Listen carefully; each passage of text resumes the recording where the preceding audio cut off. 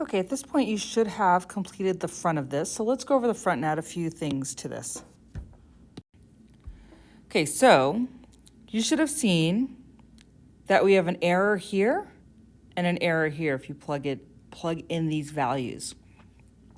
And the reason is, if you look at -1, we have a vertical asymptote, right? So there are no y values for that x value. And at 3, we have a hole. So there are also no y values for this x value. And if we look closer at our equation here, we can figure that out without actually looking at the graph.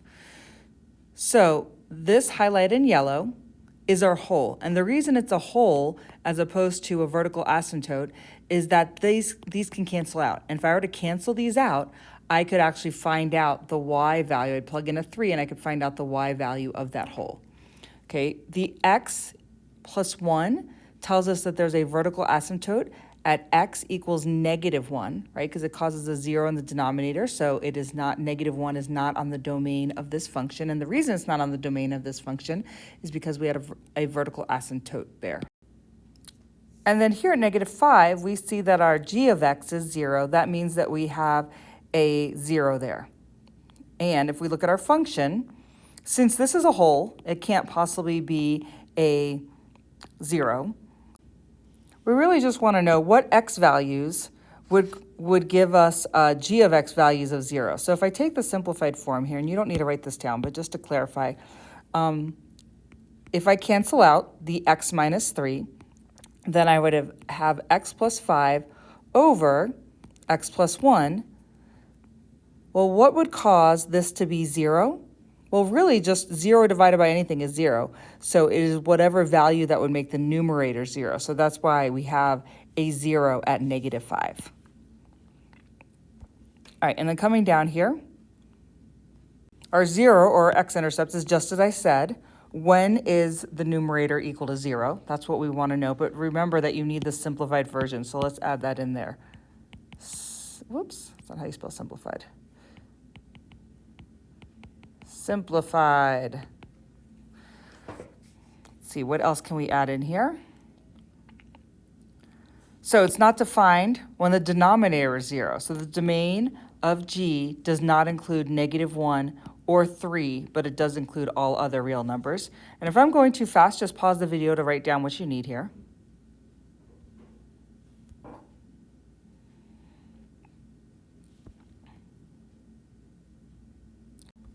Okay, so now we're asked what is happening when we approach -1 from the left, right? So if I'm looking at let's look at this graph here. I'm approaching -1. I'll draw in a line here. From the left, right, what's happening to the y values? Well, they're getting smaller and smaller and smaller, so infinitely negative. And so the limit notation of that looks like this. Okay, so make sure you get this down. It's a little bit different now because now we're saying the limit as x approaches -1, this little negative sign means from the left. G of x approaches -infinity. This next question wants to know what's happening when we approach that asymptote from the right, right? So we're going along this asymptote, we're approaching it from the right.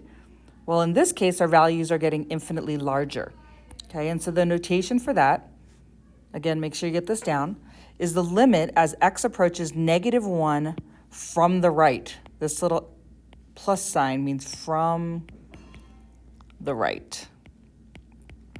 G of x approaches infinity. Then we're asked, what happens as we get closer to that hole? So if we look at the hole,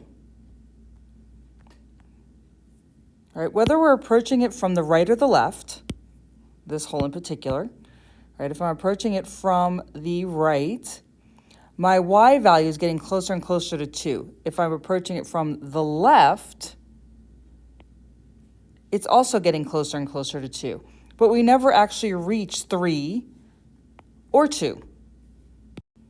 So limit notation for that, the limit as x approaches 3, and since there's not a positive or negative, that means from both sides, g of x approaches 2. And that is even though g of 3 is undefined. So even though we never get there, this is what it's approaching, and that's why we use that word approach. Okay, for these quick notes here, we're just going to actually do this problem down here. I think makes the most sense. So we can just find all these pieces. Okay, so you could really find this in any form, but I'm going to start by factoring this and finding the wholes. So I'm going to start down here at D. So when I do that, I'm going to use the factored form. So let's go ahead and factor this. So if you want to try to factor on your own, go ahead and do that by pausing the video now and taking a moment to do that. Okay, so recall from what we looked at on the front side, the whole is going to be the factor that cancels out. That's going to tell us what the x value of the whole is.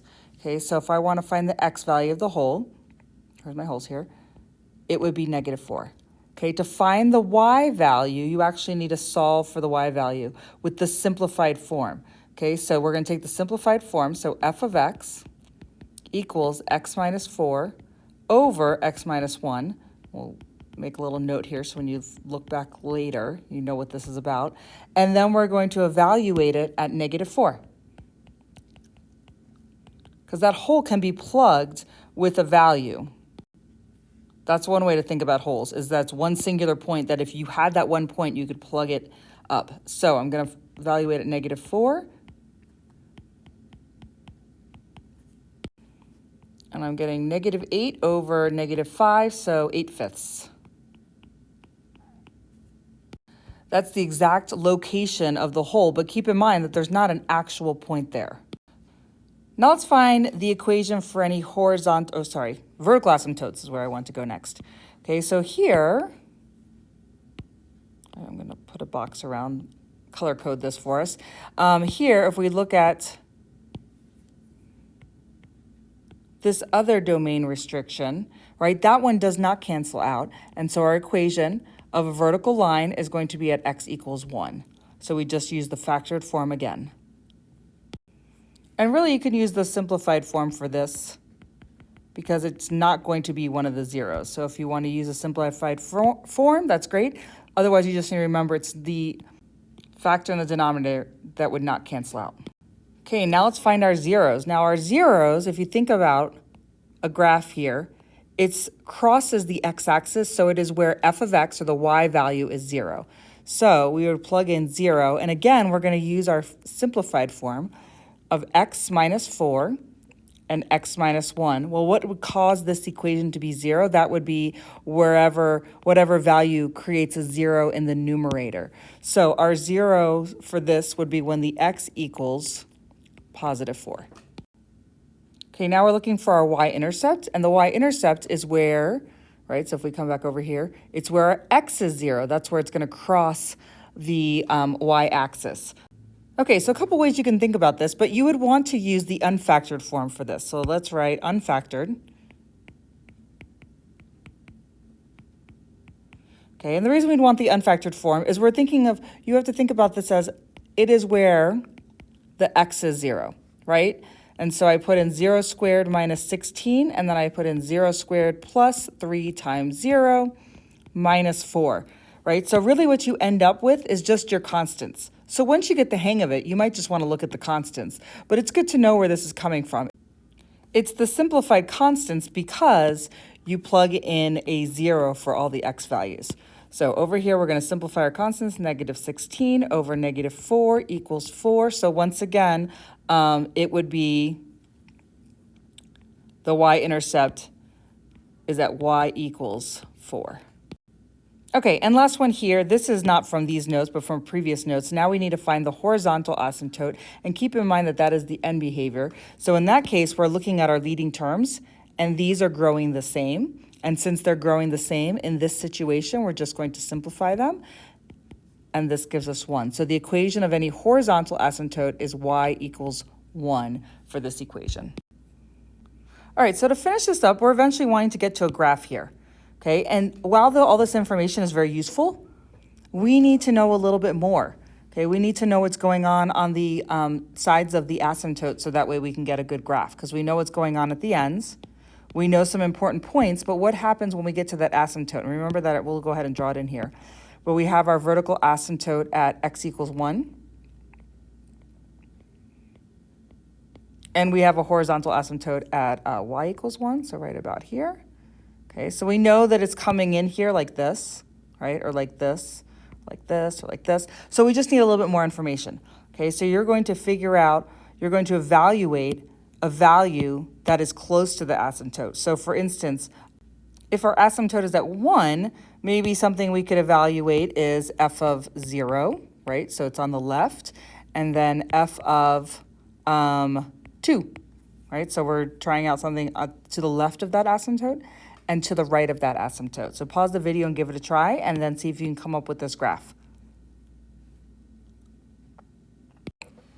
Okay, so here's what I came up with, and we actually had figured this out before, but this is getting some other points in here is important, especially around that asymptote, because you're thinking, okay, I know that there is a point here, right, because I found that as my y-intercept. I know that there is a 0 at 4, so like right about here. Okay, but then what's happening as it approaches this asymptote? So let me show you some options here, right? It could be going like this, right? But now that I saw what it's doing at 2, I know that that's not correct. I know that it's going negative. So it's going to go down like this. And then my M behavior, which I looked at above, should be approaching this asymptote. And then, because I know there's a point up here, this must be going up. And then as we go to negative infinity, our function's going to approach the horizontal asymptote of 1. And then sometimes we can use our hole even as another point to find it, but we know that our hole is over here, just kind of eyeballing it, but over here at -4. Which does make sense because at -4, and it is above this asymptote at 1 because our y value is 8/5, and that should be above the asymptote. All right, that is it. Thank you for watching.